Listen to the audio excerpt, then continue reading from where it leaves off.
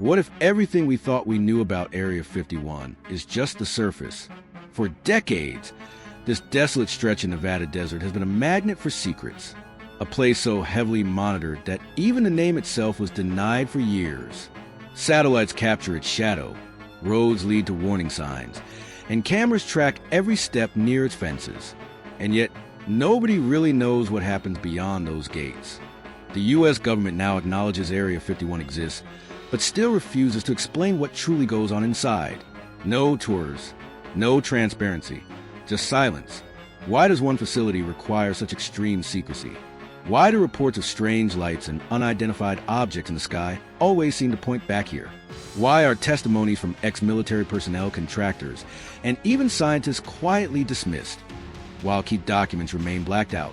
Some say it's about advanced aircraft testing. Others believe it's something far more extraordinary.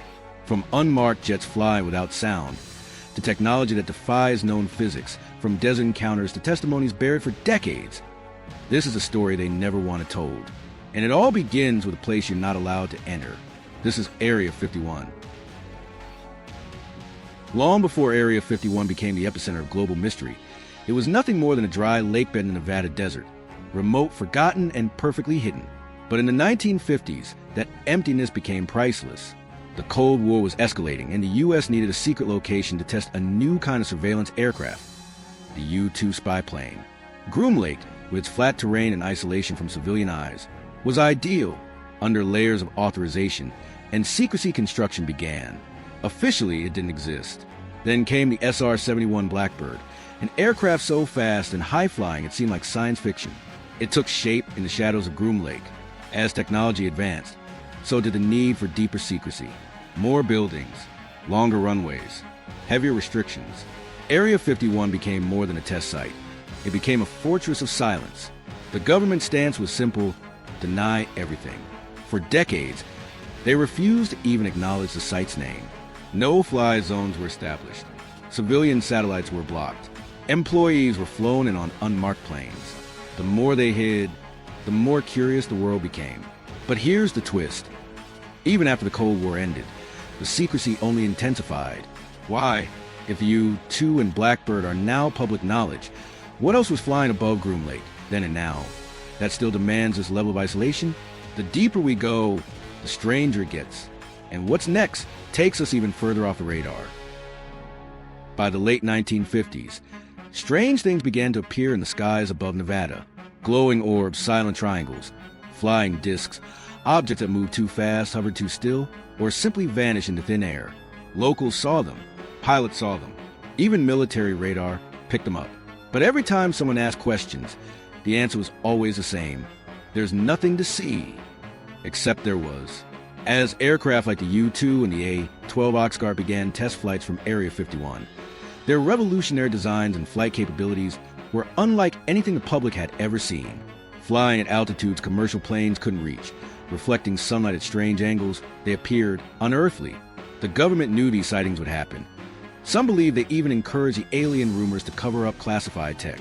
Then came the stories that couldn't be explained so easily. Radar operators reported fast-moving blips that defied known flight patterns. Fighter pilots described encounters with objects that made 90-degree turns at impossible speeds. One of the most famous came much later, in 2004, when Navy pilots tracked a smooth white tic-tac shaped object over the Pacific. It moved without visible propulsion. It jammed radar. And when it left, it simply disappeared. As these reports piled up, another name began resurfacing: Roswell. Though the incident occurred in 1947 in New Mexico, many believe the wreckage, and possibly more, was moved to Area 51. Over time, the base wasn't just secret. It became sacred ground for believers. The heart of the extraterrestrial narrative. Was it all a smokescreen? Were people seeing classified aircraft ahead of their time, or witnessing something that didn't belong to any known nation? Area 51 didn't just test planes. It tested belief. And the more people looked to the sky, the more the myth took flight. In 1989, a man stepped into the spotlight and ignited a firestorm that would redefine the mystery of Area 51. His name? Bob Lazar. Soft-spoken, technical, and strangely credible. He didn't come with wild stories. He came with schematics, propulsion models, and very specific terminology. According to him, He had worked just south of Area 51, in a facility known only as S4. What he claimed to witness, there was nothing short of extraordinary. 9 disc-shaped crafts, none of them human-made, stored in hidden hangars carved into the desert rock. He described their propulsion systems as gravity amplifiers, powered by an unknown element he called Element 115. At the time, mainstream science said no such element existed. It would take decades before it was officially synthesized and added to the periodic table. Exactly as Lazar had described it, inside the crafts, he noted that the controls weren't built for humans. The interiors were small, minimal, alien. The technology? So advanced, it seemed more like engineering magic than science. But as his story gained attention, something strange happened. Records of Lazar's education at MIT and Caltech gone. His work history at Los Alamos National Laboratory vanished. No diplomas, no employment records, no paper trail. Just colleagues and a phone book entry confirming he had, in fact, once worked there. Was this a case of exposure or erasure? Years later, Lazar would appear on the Joe Rogan Experience, reaching millions. Still calm, still detailed, still avoiding fame. He wasn't selling books or launching a UFO tour. He even said he regretted ever coming forward. He looked tired, guarded, as if he had carried a burden for decades that was never meant to be his. If Bob Lazar fabricated his story, he's one of the most consistent fabricators in modern history. But if he told the truth, then Area 51 is hiding far more than advanced aircraft. The question lingers in the desert air. Was he discredited or quietly pushed into the shadows? For decades, Area 51 wasn't just secret. It was officially non-existent. Government officials dodged questions. Documents were redacted into oblivion, and maps simply showed a blank patch of desert. It wasn't until 2013 that the CIA finally admitted what many had known for years. Yes, Area 51 is real. But even then, the explanation was carefully packaged. Just a remote testing site for military aircraft. The admission raised more questions than answers.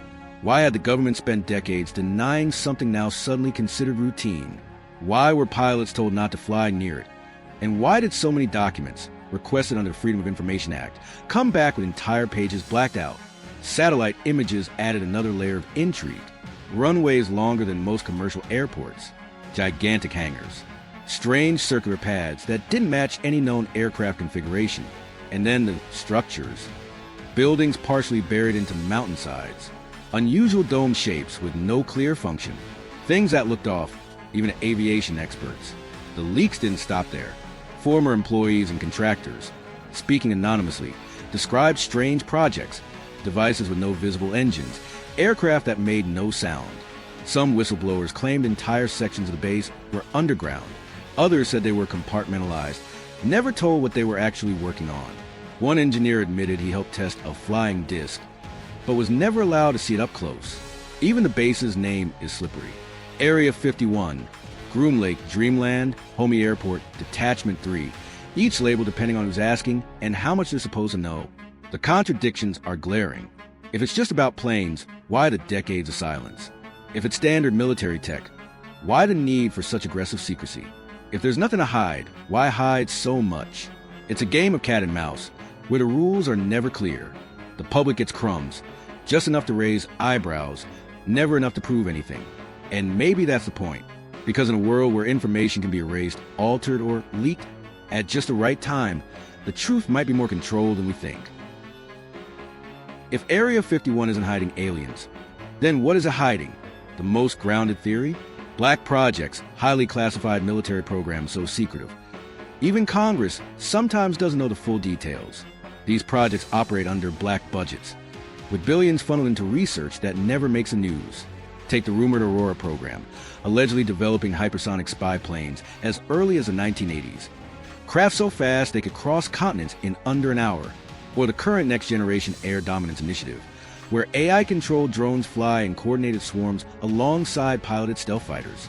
These technologies sound like science fiction, until you realize they may already be flying in skies we're not allowed to look at.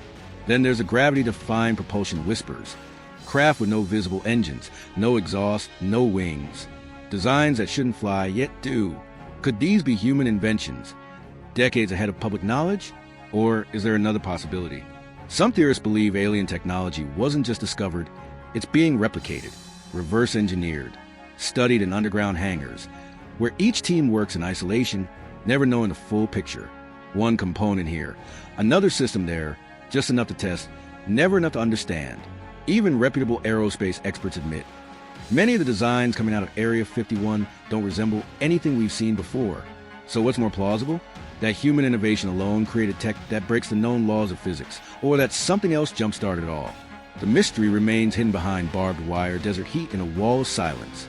And it's still growing. What started as a whisper in classified documents is now a global obsession. Area 51 has become more than a military base.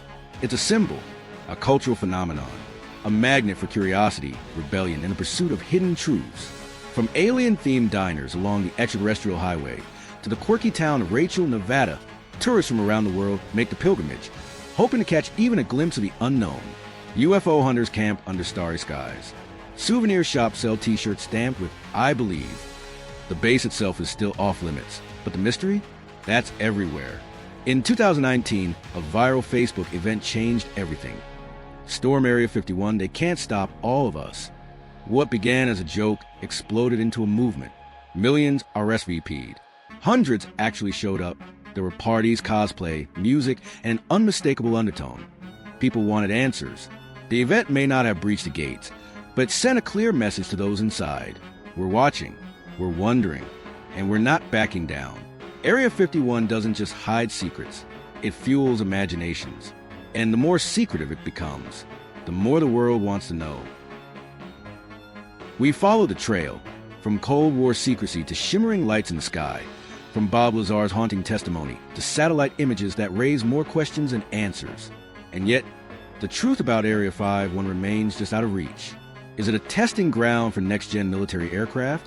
A hub for reverse-engineered alien technology? Or perhaps something even stranger, a smoke screen hiding realities we haven't even imagined? After all these years, why is the world's most famous base still shrouded in silence? Why does every answer lead to another locked door? Maybe it was never about flying saucers. Maybe it's about technology so advanced, so disruptive, it could change the balance of power forever. Or maybe the stories were meant to distract us from a truth hiding in plain sight. One thing is certain. Area 51 is no longer just a place. It's a question we keep asking. And the silence, that's what keeps us coming back. If you made it this far, it means one thing. The mystery got to you. And maybe that's exactly what they don't want. So now it's your turn. What do you think is really going on behind the fences of Area 51? Are we looking at advanced military technology, or something that challenges everything we've been told about our place in the universe? Tell us in the comments, not just what you believe, but why you believe it. The best theories will be featured in upcoming videos. And if you know someone who's obsessed with the unknown, send this their way. Share it, discuss it, question it, because silence is the one thing that keeps the truth buried. Subscribe to The Hidden Angle and turn on notifications. We're just scratching the surface. Every week, we dive deeper into the stories they don't want you to think about. Because once you start asking the right questions, you'll never see the world the same way again. And maybe that's the point.